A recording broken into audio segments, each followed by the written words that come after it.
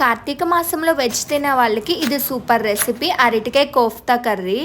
దానికోసం అరటికాయలను బాయిల్ చేసుకోవాలి. కొద్దిగా సాల్ట్, టర్మరిక్ వేసి ఇక్కడ మసాలా రెడీ చేసుకుంటున్నా. Salt, garam masala, red chilli powder, ధనియాల పొడి, జీలకర్ర పొడి, స్పూన్ శనగపిండి, రైస్ ఫ్లోర్, అలాగే కొద్దిగా కార్న్ఫ్లోర్, గార్లిక్ జింజర్ పేస్ట్. వీటిని పక్కకు పెట్టుకుని బాయిల్ అయిన అరటికాయని మ్యాష్ చేసుకోవాలి. తర్వాత ఈ మసాలా దానిలో వేసి మంచిగా మిక్స్ చేసుకోవాలి. అలాగే లాస్ట్లో ఆనియన్ కూడా వేసుకోవాలి. ఆనియన్ ఆప్షనల్, ఆనియన్ తినని వాళ్ళు దాన్ని స్కిప్ చేసేయచ్చు. ఇంకా రౌండ్ రౌండ్ బాల్స్ లాగా చేసుకుని బాగా ఫ్రై చేసుకోవాలి.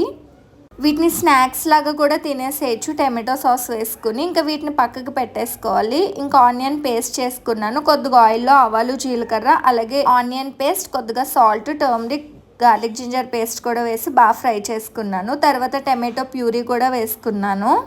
ఇంకా అది కూడా ఫ్రై అయిపోయాక హాఫ్ స్పూన్ కారం, కొద్దిగా గరం మసాలా, అలాగే ఒక గ్రీన్ చిల్లీ వేసుకున్నాను. ఇంక ఇలా ఫ్రై అయ్యాక కొద్దిగా కర్డ్ కూడా యాడ్ చేసుకున్నాను. ఇంకా లాస్ట్లో గ్రేవీకి తగ్గట్టు వాటర్ వేసుకున్నాను.